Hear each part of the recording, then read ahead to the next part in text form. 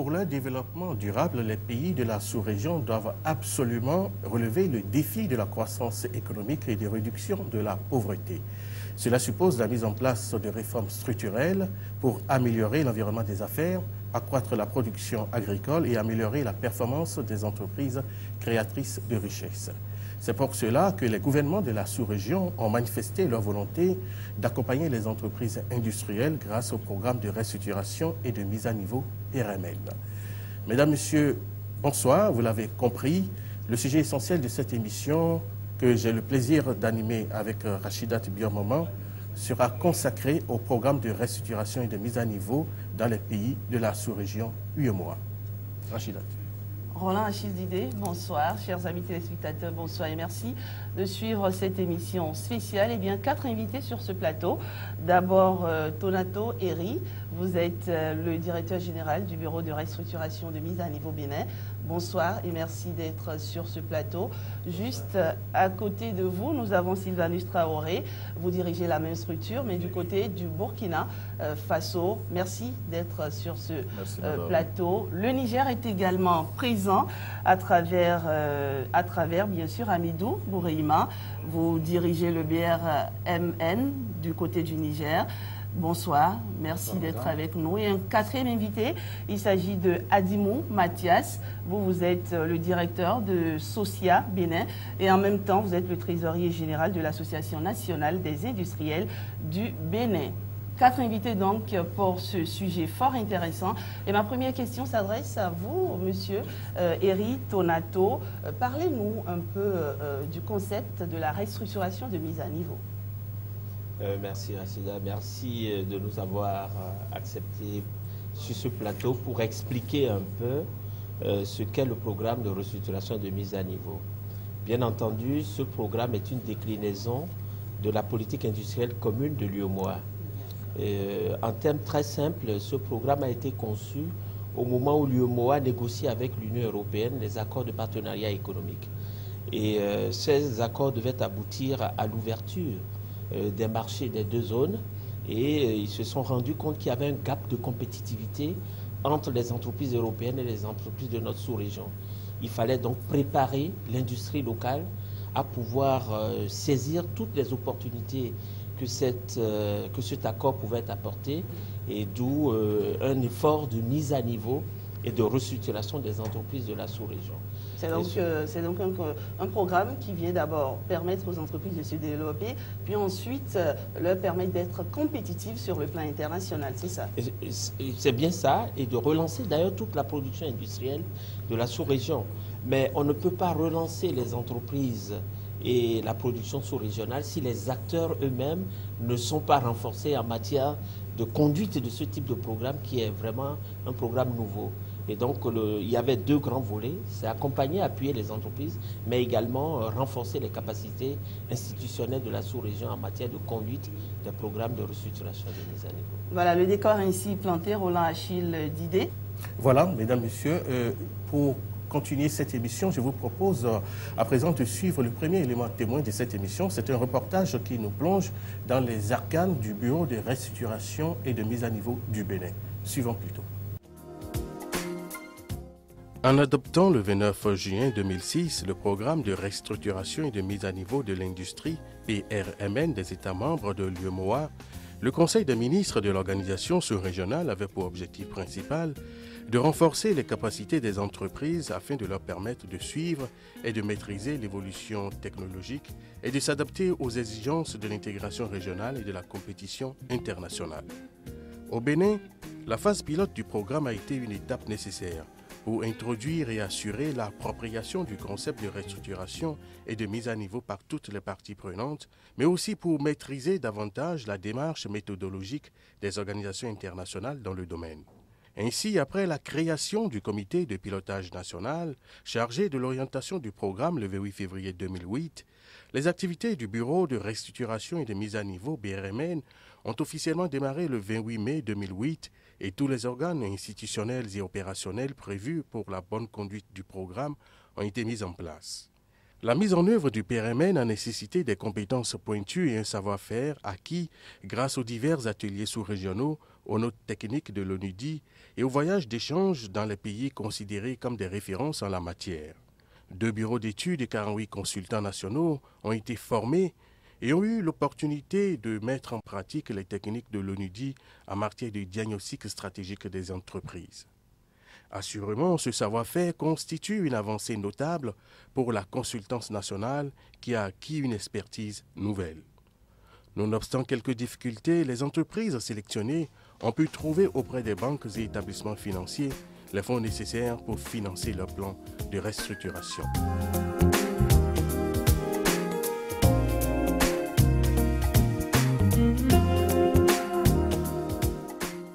Vous l'avez constaté à travers ces éléments témoins, les programmes de mise à niveau constituent donc des mesures d'accompagnement des processus de libéralisation commerciale qui visent à préparer les entreprises à affronter la concurrence. Amidou Boureima, parlez-nous un peu des objectifs spécifiques du PRMN.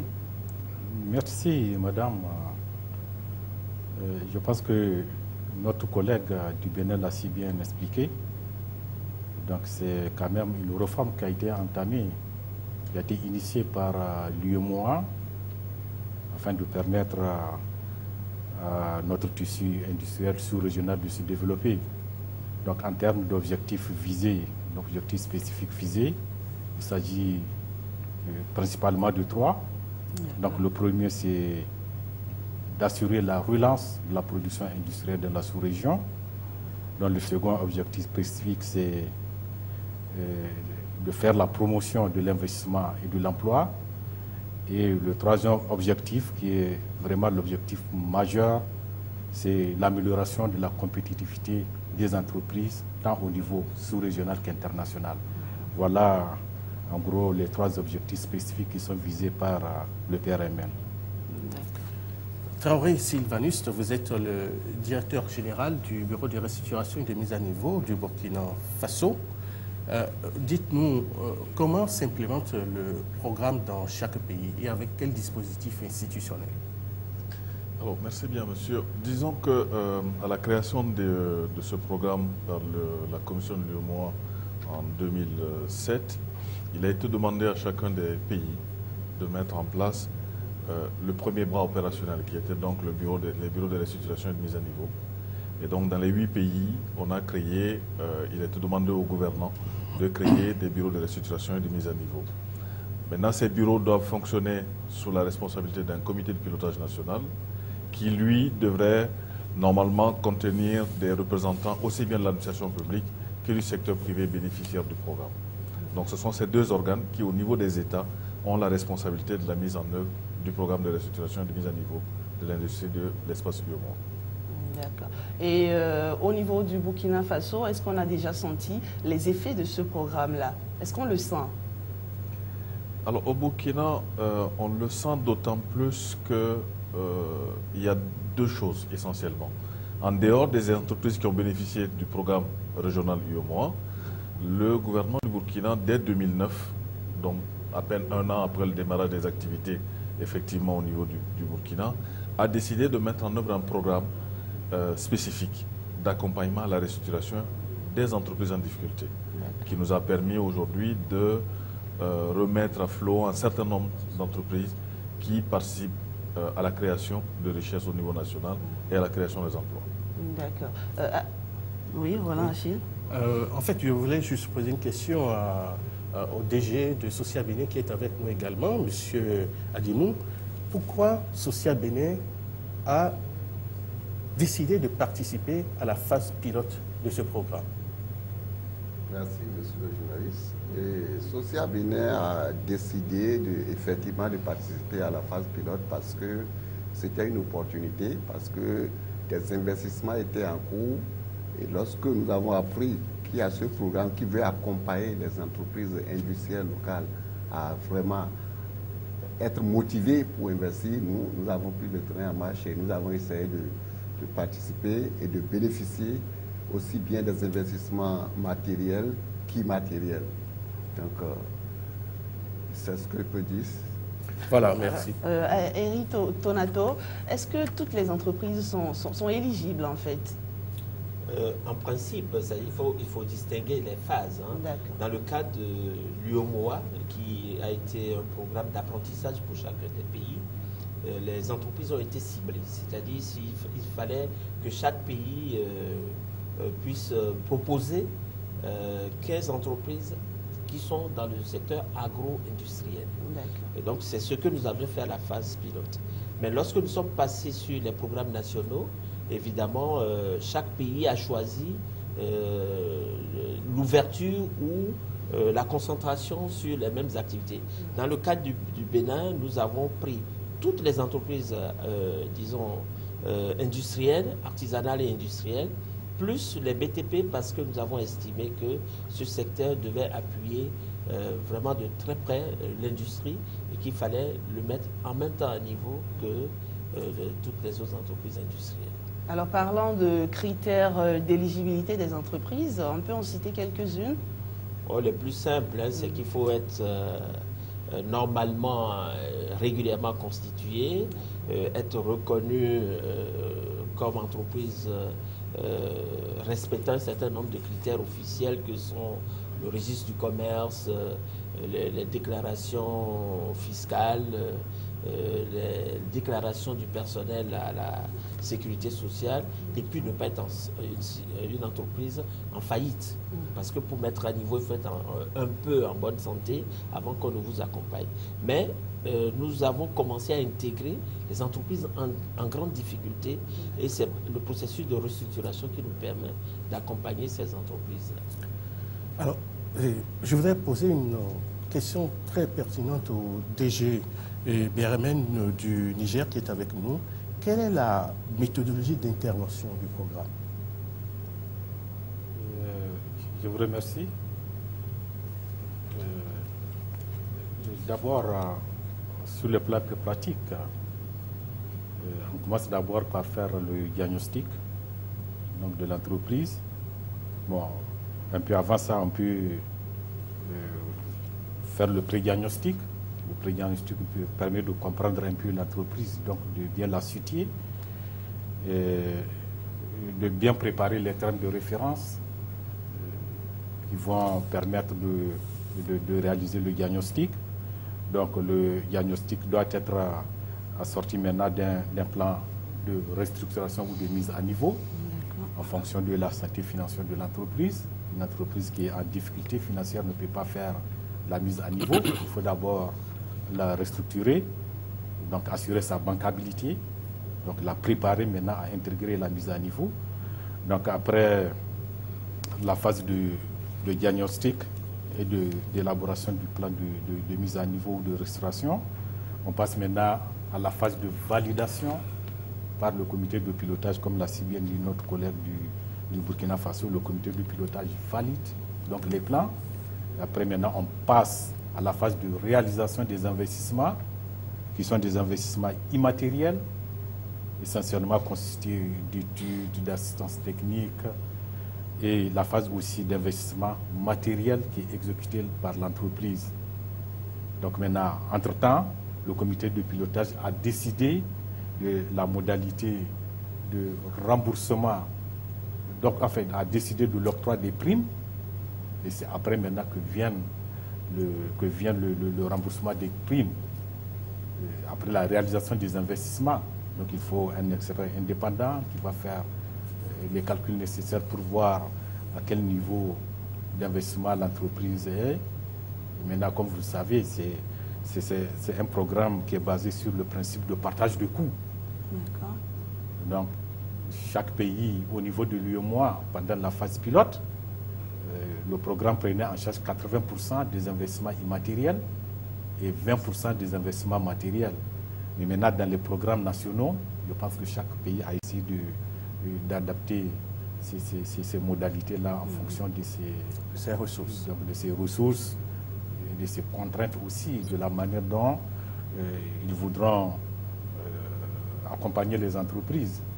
Donc voilà un peu schématiquement comment ça se passe. Alors pour le cas du Niger, est-ce que les entreprises ont vraiment adhéré à la chose?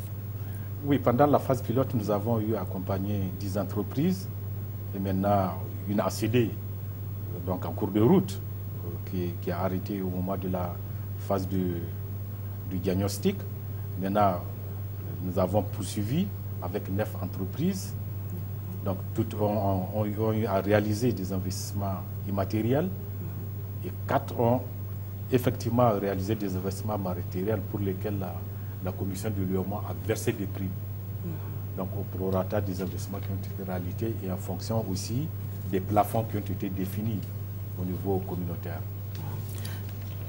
Oui, et pour le Burkina Faso, il y avait combien d'entreprises au niveau de la phase pilote? Alors, initialement, la phase pilote prévoyait 15 entreprises pour chaque pays. Bien entendu, en fonction des réalités qui sont les nôtres, nous avions inscrit 18 entreprises. Chemin faisant, tout comme Amidou l'a dit tout à l'heure pour le Niger, nous avions 3 entreprises qui ont renoncé au processus pour diverses raisons. Parce que ce que peut-être mon collègue n'a pas précisé tout à l'heure, qui est un élément fondamental, c'est l'adhésion volontaire de l'entreprise au processus. Parce que la démarche est assez contraignante et une entreprise qui n'est pas disposée à suivre cette démarche peut à un moment ou à un autre considérer que nous lui demandions un peu trop. Ce qui fait que... il n'y a donc rien de contraint. L'entreprise décide elle-même. Elle décide par elle-même. Si elle n'y va pas, ben, nous, on ne peut pas travailler. On a besoin de disposer d'un certain nombre d'informations lors du pré-diagnostic, lors du diagnostic stratégique. C'est comme dirait quelqu'un, vous allez voir le médecin, si vous ne lui dites pas que vous avez mal à la tête, alors que vous avez mal à la tête, mais vous lui dites j'ai mal au pied, bah, il va soigner le pied, pas la tête. Donc ça devient un peu compliqué quand l'entreprise n'adhère pas volontairement au programme. Donc nous avions 18, on a fini par en avoir 15 qui ont suivi le programme jusqu'à son terme, avec, je dirais, des niveaux d'implémentation des plans qui ont été assez variables parce que soit que les entreprises n'ont pas réussi forcément à mobiliser la totalité des ressources qu'il fallait pour investir, parce que vous devez investir et ensuite bénéficier de la prime. Les deux vont ensemble alors. Oui, si vous n'investissez pas, vous n'avez pas de prime. Donc la prime était conditionnée par la réalisation de l'investissement, ce qui fait que on n'a peut-être pas arrivé à la totalité de paiement des primes liées aux investissements matériels surtout. Mais globalement, nous avons quand même un niveau de réalisation qui était au-delà de 80%, qui est de notre point de vue un taux de réalisation relativement satisfaisant pour les investissements matériels. Pour les investissements immatériels, étant donné qu'elles étaient apportées par le programme lui-même, là on a des taux de réalisation qui sont nettement plus élevés. Alors, Éric Tonato, comment appréciez-vous l'accompagnement de l'UEMOA? Est-ce qu'il vous satisfait? En principe, globalement, on peut dire que globalement c'est satisfaisant. Dès l'instant où les engagements pris ont été plus ou moins respectés. Mais il s'est trouvé, comme il vous l'a dit, on était dans une phase vraiment d'apprentissage. Donc il y avait parfois des non-dits qui ont fait que soit les entreprises se retirent en cours de route, soit qu'au bout du processus, elles ont réalisé pas exactement conformément à ce que l'UEMOA a dit. Donc du coup, ça joue sur les niveaux de remboursement. Est-ce que ça ne pose pas aussi un souci au niveau des critères? Est-ce que ce n'est pas assez contraint? Justement, la mise à niveau, c'est une contrainte. Pas une contrainte, pas contre l'entreprise, mais dans l'intérêt de l'entreprise. Parce que pour aller à l'international, vous voyez très bien, il y a des exigences. Et donc, chaque fois qu'on veut s'améliorer, lorsque vous êtes un joueur international, vous devez vous lever très tôt le matin, jouer pendant, je dirais, 8 heures par jour, alors qu'un amateur, il se contenterait de 2 heures. Donc, chaque fois qu'on doit aller vers un processus sérieux de compétitivité, je crois que les règles changent et que la démarche de l'entreprise, c'est de faire en sorte de se conformer aux exigences de la mise à niveau et surtout du marché international. Et c'est en cela qu'elles ont besoin d'être accompagnées. Et c'est pour ça que le programme a tout son sens. On ne peut pas faire ça tout seul. C'est trop difficile, c'est trop délicat, ça demande des moyens techniques, ça demande de l'assistance technique, ça demande des moyens financiers. Et tout ça ne peut se faire qu'en accompagnant. C'est pour ça d'ailleurs que ce processus est un processus très novateur, en ce sens que l'argent public va directement au secteur privé, ce qui n'est pas une tradition dans nos pays. De dire que l'État verse gratuitement au secteur privé de l'argent pour améliorer sa compétitivité, ce n'est pas une notion très bien comprise. Mais en retour, quand on fait le bilan, on se rend compte que ce que l'entreprise retourne dans le circuit public, à travers les impôts, à travers les créations d'emplois, à travers l'innovation et puis la présence à l'étranger, que tout ça est un programme suffisamment passionnant et mérite d'être soutenu. Alors, DG, je ne vous coupe pas, mais l'absence de financement adapté aux entreprises industrielles est un fait réel dans notre environnement. Est-ce que les banques et les établissements financiers accompagnent suffisamment le programme? Je vous ai dit tout à l'heure que l'appui aux entreprises est un des facteurs. Mais si l'environnement n'est pas renforcé de manière à ce que tous les acteurs soient mis à niveau et accompagnent le processus, on aura échoué. Le premier truc avant d'aller aux banques, c'est que nous-mêmes devons définir des stratégies de développement industriel telles que tous les acteurs, toutes les institutions puissent s'harmoniser et aller dans le même sens. Ce n'était pas totalement fait au début du processus, puisque nous sommes partis du programme de l'UEMOA. Et donc, il a fallu faire des adaptations nationales. Mais le problème de financement n'est pas lié au secteur bancaire lui-même. C'est lié au fait des ressources qui sont disponibles dans la zone. La plupart des banques sont des banques commerciales, alors que l'industrie a besoin de financement à long terme, avec des taux préférentiels.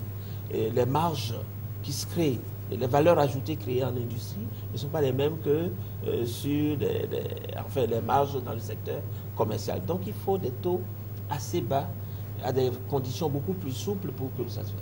Donc les banques n'ayant pas ce type de ressources, le programme a prévu normalement des fonds d'investissement, des fonds de capital risque pour suppléer justement à ce dispositif qui a manqué. Et donc, des études ont été faites pour voir s'il fallait des approches nationales ou des approches régionales, mais le processus n'est pas allé au bout et chaque pays se débrouille. Maintenant, nous, actuellement, je viens de terminer hier seulement, vous allez voir, une formation des banquiers. Pourquoi nous avons fait une formation pour les banquiers en matière d'appréciation des risques? C'est parce qu'à la fin du processus de la phase pilote du programme régional, nous avons constaté que les plus petites entreprises n'ont pas eu accès au crédit. Pourquoi? Parce que les banquiers ont géré les projets qu'on leur a soumis avec, ils vous l'ont dit, des experts qui viennent faire des diagnostics, n'ont pas pu apprécier, juger ces dossiers à la mesure et conformément aux critères industriels. Et donc on les a rejetés. Donc nous sommes en train de mettre à niveau le secteur bancaire pour une meilleure appréciation du dossier industriel, savoir comment on l'analyse. Voilà. Très bien. Alors, Hamidou Bourahima, pour la plupart des pays africains, quand même, le tissu industriel est assez faible. Est-ce que c'est le cas? Vous avez eu cette difficulté-là au Niger également? Oui. La prise en compte des petites entreprises? Oui, madame, je pense bien sûr que notre collègue du Bénin est en train de dire est exact. C'est vrai qu'il est difficile d'accompagner les petites et moyennes entreprises. D'abord, je pense que Sylvanus l'a bien dit, la mise à niveau elle est quand même contraignante.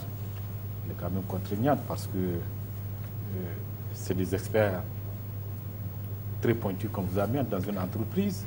Donc il faut que ces experts arrivent à avoir des interlocuteurs avec lesquels ils vont faire le diagnostic, avec lesquels maintenant ils pourront faire la mise en œuvre des investissements immatériels.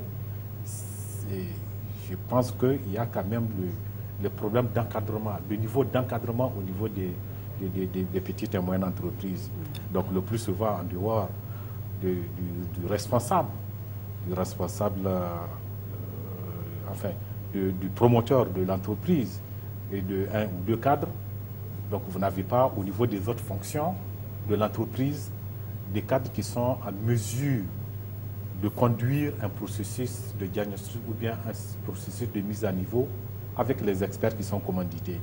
Donc, vous voyez, il y a la question de financement. C'est la même chose. Hein? C'est vrai que les petites entreprises ont des difficultés à lever de fonds au niveau du système bancaire. Et c'est là où l'intérêt, c'est ça l'intérêt des fonds, de la mise en place des fonds de mise à niveau dans nos pays. Parce que, au moins, si ces fonds existent, donc ils permettent quand même de suppléer un peu à la recherche de financement, les difficultés de recherche de financement dans les banques commerciales que nous avons qui ont des critères qui sont été définis par des critères d'octroi de prêts, qui ont été définis par la Banque centrale. Ces critères-là, ces banques-là ne peuvent pas les outrepasser. Donc il y a cette contrainte. Alors que bon, s'il y a un fonds, au moins on est assuré que une partie des investissements matériels et immatériels peuvent être pris en charge par ce fonds-là. Donc voilà un peu quelques difficultés que nous avons. Mathieu Sadimou, est-ce que les investissements que vous avez réalisés au cours de la phase pilote ont impacté votre chiffre d'affaires? Merci, monsieur le journaliste. Et ces investissements, je dirais qu'ils ont vraiment impacté notre chiffre d'affaires. Parce que d'abord, nous avons fait l'étude du marché nigérian en matière d'investissement immatériel. Nous avons étudié le marché nigérian du CRIX. Donc, nous avons eu les résultats de l'étude que nous avons exploité à notre niveau. Et nous avons étudié également le marché national en matière de la farine. Il y a eu les résultats et nous avons tenu compte de ces résultats pour améliorer notre production et la qualité de notre produit. Également, bon, avec l'acquisition du matériel de laboratoire, nous pouvons dès maintenant analyser au cours du processus de production et voir s'il y a des décalages, voir chercher les causes et les corriger avant que le produit n'aille vers les clients. Ça, c'est ce qui concerne votre entreprise, mais en tant que secrétaire général de l'ASNI, de l'Association nationale des industriels du Bénin, est-ce que le feedback de vos collègues, est-ce que c'est positif? Oui, c'est positif, vous savez, parce que l'objectif même du BLM, c'est l'amélioration de la compétitivité. Et vous savez que toute bonne gouvernance d'entreprise prend en compte 3 objectifs fondamentaux. Il y a d'abord la compétitivité, c'est-à-dire vous pouvez présenter un rapport qualité-prix imbattable par rapport à vos concurrents.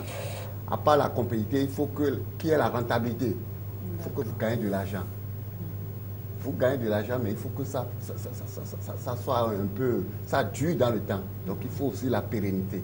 Donc si tout bon dirigeant doit poursuivre ces objectifs, il est de bon temps que nous ayons vraiment recours au BLM pour améliorer notre stratégie, parce que ça dépend de la stratégie que chaque entreprise développe. Une entreprise peut développer la stratégie de domination par les coûts. Donc là, c'est des gens qui cherchent à améliorer leurs coûts et mettre en difficulté, faire des prix bas pour mettre en difficulté les concurrents. Vous pouvez adopter une stratégie de différenciation. Là, le prix ne vous dit rien, vous voulez faire des prix très hauts, vous allez dire que la qualité c'est votre qualité. Mais en dehors de ça, vous pouvez avoir une stratégie de spécialisation. Vous prenez en compte seulement un marché et vous produisez pour ce marché et vous prenez en compte les exigences de ce marché. Donc moi je pense que quelle que soit la stratégie qu'un industriel doit développer, il a recours à ça là parce que ça prend en compte le premier élément, la compétitivité. Donc on peut dire que le feedback est assez positif. C'est très positif, merci. Le feedback est assez positif, dixit Mathias Adimou. Je vous invite à suivre cet élément témoin pour plus de précision. Avec le programme, on a pu avoir la certification ISO 9001 version 2008, qui d'ailleurs est passée à la version 2015. On a eu des audits de renouvellement, on a eu entre-temps des audits de surveillance aussi.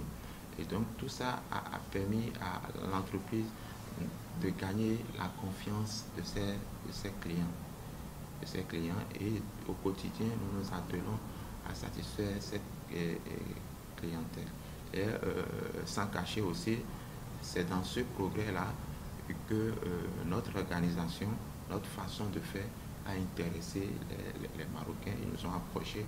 Aujourd'hui, ils se trouvent dans notre capitale.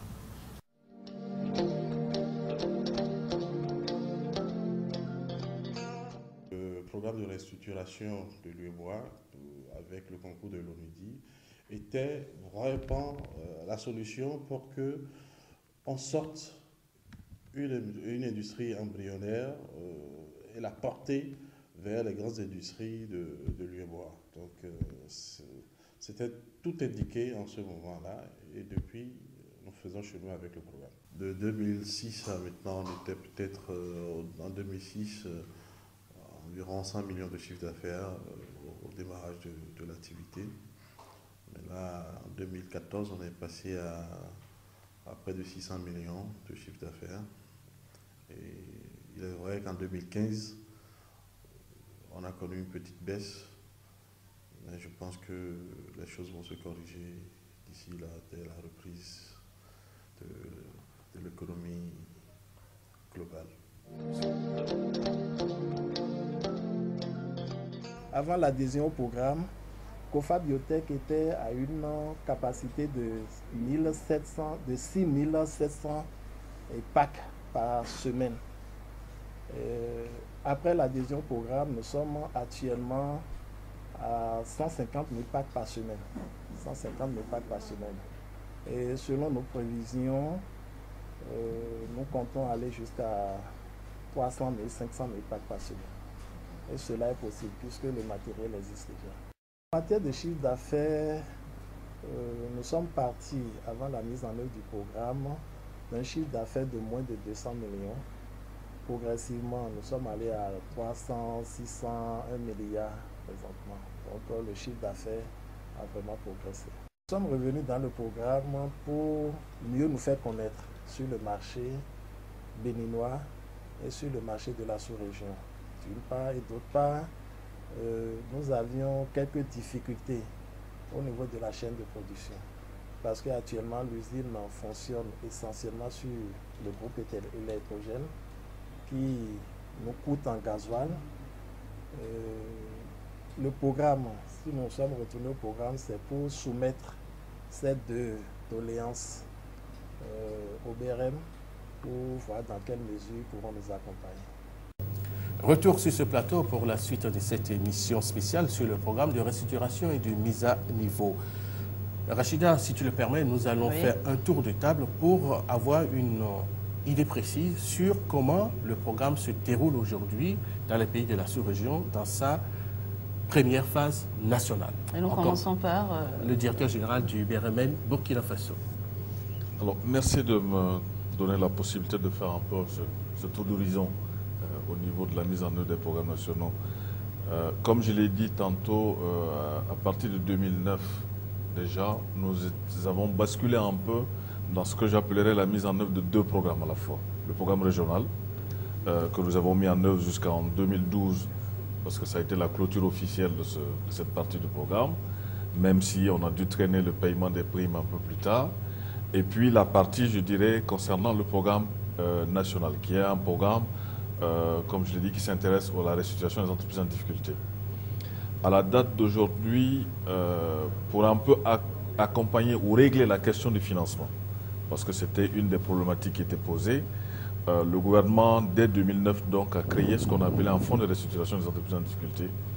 Et ce fonds a été doté d'une enveloppe initiale de 7 milliards de CFA, ce qui nous a permis aujourd'hui, quand on fait le point des engagements sur ce fonds, on est à un engagement global de 9,6 milliards.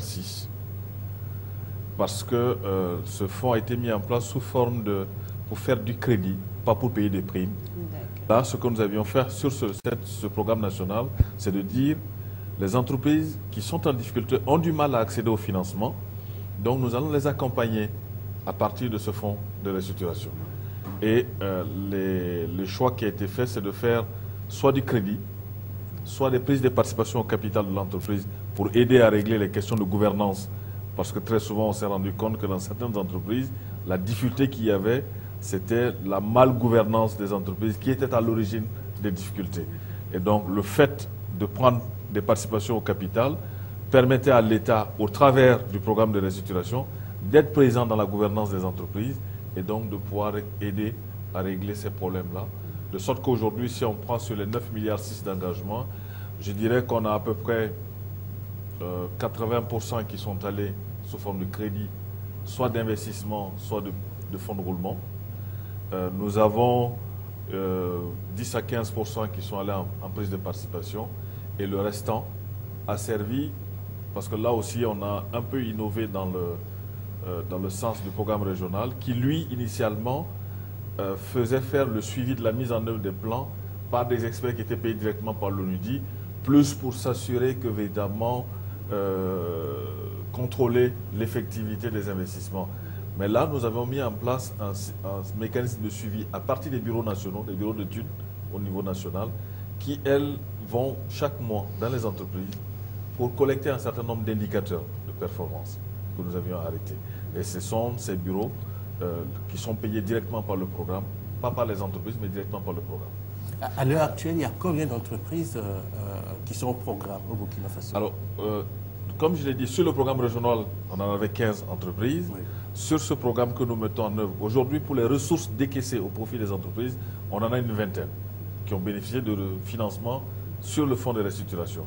Maintenant, c'est vrai qu'on a dans le portefeuille un peu plus d'une trentaine d'entreprises, même si sur le restant, la dizaine qui reste, au jour d'aujourd'hui, on est encore dans le processus. Comme on l'a dit, c'est une démarche qui est assez complexe et il faut de l'engagement de la part de l'entrepreneur parce que très souvent, les gens ont pensé que en fait, les programmes, c'était pour faire du profit, du charitable. On était des bons samaritains qui étaient juste là pour donner un peu de sous pour permettre aux entreprises d'avancer. Ce n'est pas ça l'objectif. Parce que nous ne pouvons pas utiliser des ressources publiques pour faire de la charité. Très bien. Éric Tonato, et pour le cas du Bénin, comment ça se passe? Dans le programme national a été validé en 2013 et le décret qu'il a mis en œuvre a été pris en octobre 2014. Donc nous avons enclenché donc, le processus complètement national en tenant compte bien entendu de toutes les leçons que nous avons pu tirer des insuffisances constatées sur le programme régional. En prenant la charte des PME au Bénin, on a essayé d'adapter notre programme, les critères d'éligibilité à la charte des PME. Pour permettre vraiment l'accès des toutes petites entreprises également.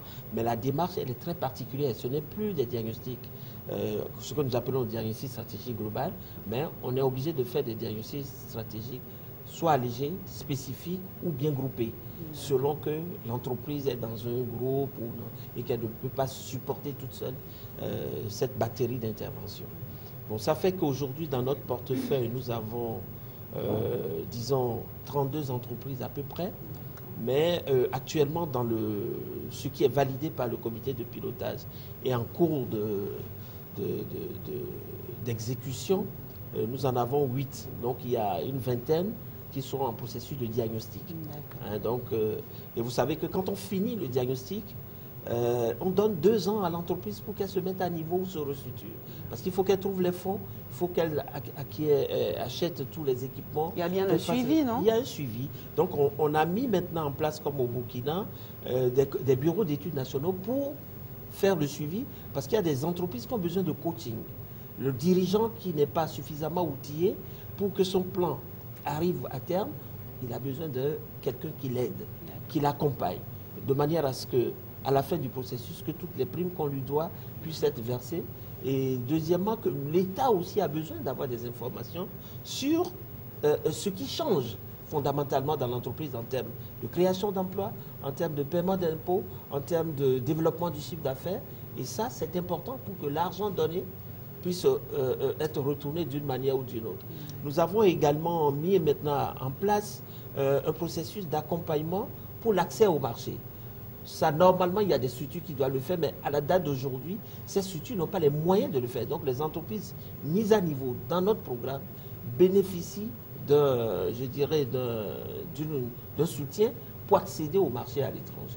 Et donc, ça se fait également. Et d'ailleurs, vous irez à la foire régionale de l'intégration qui se passe à Kounou. Il y a un espace que nous avons créé maintenant qui sera désormais, je dirais, une initiative de toute la région.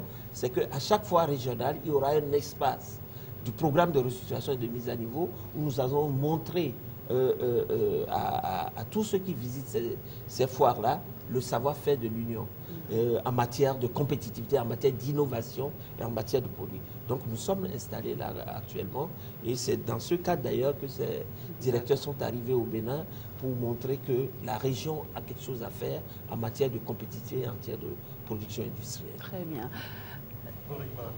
Quel est le cas du Niger actuellement? Je vous remercie. Il est vrai que la phase pilote le programme régional a permis aux États qui n'en disposaient pas, parce que bon, le Sénégal en disposait, avait son propre programme avant le programme régional. Donc la phase pilote nous a permis de disposer de notre propre programme qui a été adopté par le gouvernement en 2011. Donc depuis cette date, nous sommes efforcés à régler le véritable problème qui est celui du financement. Donc celui de la mise en place d'un fonds de restructuration et de mise à niveau qui devrait permettre d'appuyer les entreprises en termes de paiement de primes liées aux investissements qui seraient réalisés, en termes de paiement d'assistance technique, donc en termes aussi de paiement des experts indépendants qui sont commandés pour faire des vérifications au sein des entreprises. Donc voilà que nous n'avons pas pu à cette date mettre en place ce fonds. Il y a une première tentative par le gouvernement, donc qui a pris un projet de loi qu'il avait transmis à l'Assemblée nationale. Donc l'Assemblée nationale avait estimé que ce n'est pas du domaine de la loi, c'est plutôt du domaine de la loi des finances. Après arbitrage de la Cour, enfin, décision de la Cour constitutionnelle, donc le gouvernement a bien compris que c'est vraiment du domaine de la loi des finances. Donc à date, donc notre bataille, c'est d'arriver à avoir une ligne budgétaire au niveau de la loi des finances qui puisse nous permettre d'appuyer la mise à niveau, donc d'appuyer les entreprises qui y adhèrent. Donc, entre-temps, nous avons pu mobiliser quelques ressources auprès de l'Union européenne dans le cadre de notre programme, ce qui nous a permis d'accompagner 6 entreprises donc en investissement immatériel. Donc, dans l'ensemble, nous avons conduit au niveau de ces entreprises 21 actions immatérielles, dont 3 actions communes, c'est des actions de formation. Donc, actuellement, nous sommes en train, sur ressources propres du DRMN, donc la subvention annuelle mise à notre disposition par l'État. Donc nous sommes en train d'accompagner, enfin, de réaliser le diagnostic stratégique de 3 entreprises. Et parallèlement, nous faisons aussi des cubes diagnostiques, donc des diagnostics spécifiques pour pouvoir accompagner vraiment des toutes petites entreprises. Donc voilà là où nous en sommes aujourd'hui. Je pense qu'on va revenir sur cette question de financement qui constitue une grosse problématique. Oui, avant de faire réagir les directeurs généraux des bureaux sur la possibilité d'avoir, à l'instar du FAGAS, un fonds de garantie dans le domaine industriel, je voudrais que le DG social nous dise à quel niveau se trouve aujourd'hui son entreprise par rapport à la phase nationale. Est-ce que le diagnostic est fait déjà? Merci, monsieur le journaliste. Pour la phase nationale, je pense que nous avons postulé, mais le diagnostic n'est pas encore réalisé. Nous attendons les experts pour le faire. Pour il faut vraiment encourager ce programme. Ouais, en attendant que le diagnostic soit fait, est-ce que vous cherchez déjà les financements? Si, nous avons déjà des financements parce que là, déjà, nous avons un autre programme de la Banque mondiale qui va nous permettre de faire de la farine fortifiée au fer, à l'acide folique, au zinc. Bon. Les autres, ils vont nous acheter ces équipements et les mettre à notre disposition. Nous allons les dédouaner. Et puis, bon, nous allons voir surtout ce qu'on peut faire pour accompagner ce programme et arriver à terme. D'accord. Alors, Monsieur Tonato, dites-nous, est-ce que finalement, on peut avoir un fonds de garantie industrielle dans la sous-région UEMOA? Ben, écoutez, la question, elle est délicate, mais en même temps indispensable. Vous savez que l'UEMOA a décidé, normalement, au moment où on a construit les programmes de restructuration de mise à niveau, de disposer de 3 fonds. Le premier fonds est le fonds de restructuration et de mise à niveau, qui est un fonds qui paie les primes, c'est-à-dire les aides sous toutes les formes possibles, sous forme de crédit ou d'aide non remboursable. Et ensuite, le fonds de garantie, qui doit faciliter l'accès des entreprises au crédit bancaire et à toute forme de choses. On a fait une étude pendant la phase pilote il y a des missions dans tous nos États pour voir sur quel existant, quelle est la situation par pays. On sait qu'il y a le FAGAS, on a recensé le FAGAS, on a recensé FN, FONAGA et un certain nombre de structures. Mais l'idée a été de dire, faut-il des fonds par État ou bien faut-il aller vers des structures qui couvrent toute la région. Je crois que l'étude, on n'a jamais reçu le rapport final. Non, on a eu des rapports intermédiaires, mais on n'a pas reçu le rapport final. Mais en attendant, dans le cas du Bénin, il y a quelques fonds qui existent, dont je vous ai parlé, mais également, on vient de créer dans le secteur bancaire, le secteur privé vient de créer un fonds de garantie. Et donc, l'idée, c'est de voir à terme, puisque nous, on n'a pas fini de créer le fonds de restructuration de mise à niveau. La communication est en cours en Conseil des ministres actuellement. Et le troisième fonds, je vous ai dit, c'est le fonds d'investissement et de capital à risque. Donc, ces trois fonds, s'ils n'existent pas, le programme de restructuration de mise à niveau... Ça va être difficile de pérenniser. Voilà, il y a du mal. Donc, c'est également un appel que nous lançons à nos États en disant, on ne peut pas réussir tout seul si l'environnement n'y est pas favorable. Les entreprises en ont besoin, le programme en a besoin, tous les acteurs, les banquiers en ont besoin pour faciliter l'accès. Dans le cas du Bénin, ce que nous essayons de faire à travers le fonds de restructuration de mise à niveau, c'est de dire que les ressources que nous prévoyons en termes de primes pour les entreprises dont l'étude est passée au programme, que ces ressources soient logées dans une banque privée et servent, en l'absence de fonds de garantie, d'une certaine garantie que nous pouvons apporter lorsque le financement sera réalisé. Et donc ça couvre à peu près 30% des investissements de l'entreprise. Quand on prend 80% en immatériel et 20%, donc nous sommes autour de 30% qu'on peut garantir sans le fonds. Mais c'est des gymnastiques qui ne sont pas appropriées au programme de restructuration de mise à niveau. Donc il faut vraiment qu'on y arrive très tôt. Il faut que les gouvernants vous accompagnent. Ils nous accompagnent. Voilà. Une réaction du DG Birmen Burkina. Vous savez, cette question des fonds de restitution c'est un peu devenu un serpent de mer pour nos pays. Pour une simple raison. Quand on a mis en œuvre le programme régional, tous nos grands banquiers régionaux, sous-régionaux étaient représentés. La Banque centrale, la BOAD, étaient membres du comité de pilotage régional. Donc ces questions ont toujours fait l'objet de discussions. Et on a, au-delà des études qui ont été réalisées, il se pose à notre environnement sous-régional la question de notre réglementation bancaire dans sa globalité. Parce que quand vous financez de l'investissement autour du crédit commercial, c'est pas possible, ça devient difficile qu'on puisse en sortir. Alors, il y a des possibilités, des fonds de capital risque ou des fonds d'investissement.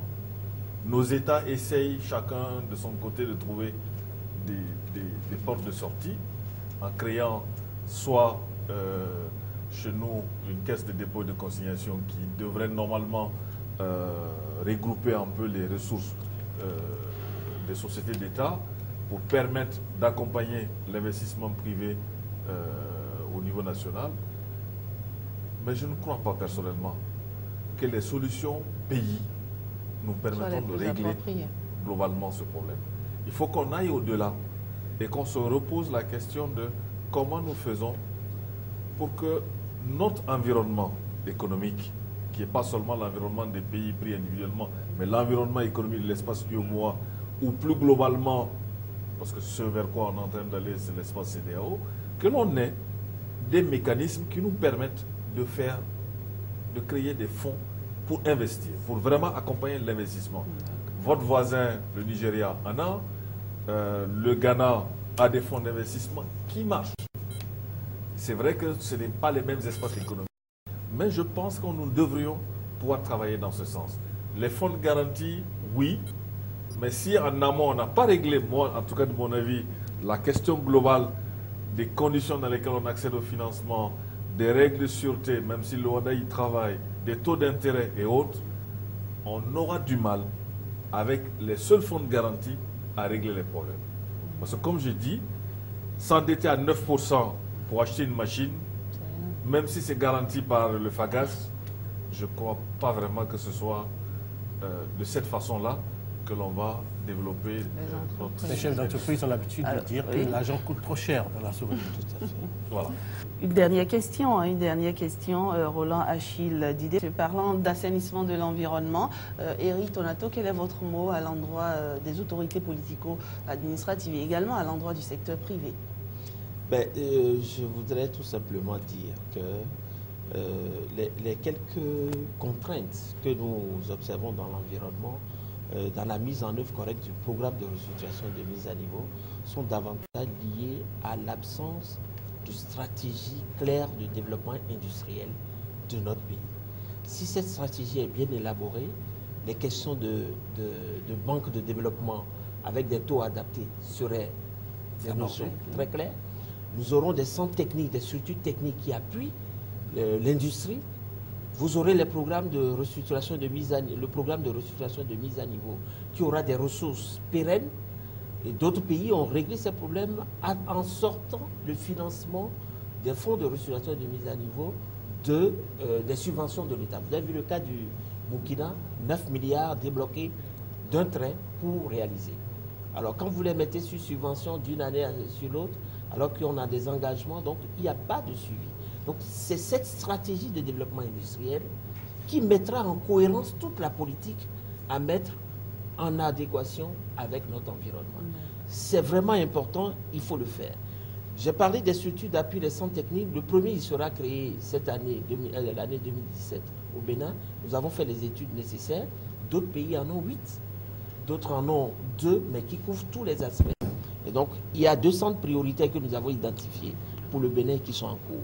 Mais il nous faut également, et ça c'est fondamental, renforcer énormément les capacités de la consultance nationale. Avant que tu ne conclues, je voudrais juste que le DG et Social Bénin lance un appel à ses collègues industriels. Oui, bon, merci. Tout est déjà dit parce que le problème qui se pose, c'est un problème de concurrence déloyale. Parce que tout à l'heure, tout le monde a parlé de l'environnement économique. C'est en cause de ça qu'il s'agit. Au Nigeria, vous avez le NAFDAC. Quel que soit le produit que vous voulez exporter sur le Nigeria, le NAFDAC doit donner d'abord son autorisation. Mais au Bénin, on n'a aucune structure qui contrôle la qualité des produits qui rentrent sur notre territoire. Donc, cette concurrence déloyale fait que lorsque, tout à l'heure, je disais tantôt que 3 maîtres mots gouvernent la gestion en entreprise. Il y a la compétitivité, la rentabilité et la pérennité. La rentabilité et la pérennité sont mises à rude épreuve. Et ça, j'ai posé ce problème avec le DGBRM, mais lorsqu'on était à l'atelier d'information et de sensibilisation sur le PRMN là, donc il nous a promis qu'on va installer le centre technique agroalimentaire et emballage. Nous attendons vraiment avec beaucoup d'impatience ce centre technique qui va nous permettre d'assainir notre marché. Lorsque vous produisez que des produits de mauvaise facture viennent sur le marché pour vous perturber, qu'est-ce que vous pouvez attendre de ça là? Je lance un appel à tous les industriels de produits, mais il faut que l'État assainisse le marché national, ce qui n'est pas le cas aujourd'hui. Il faut le faire. Il faut créer des labels Bénin. Il faut créer les labels Bénin. Voilà. C'est ça qu'il s'agit maintenant. Merci beaucoup, monsieur. Voilà, merci Roland Achille Didé. C'est déjà la fin de cette émission. L'Afrique, un continent d'avenir, c'est terminé. Il l'a dit, Traoré Sylvanus, il faut encourager la production. C'est là tout le défi du développement de ce continent. Merci de nous avoir suivis et bonsoir chez vous.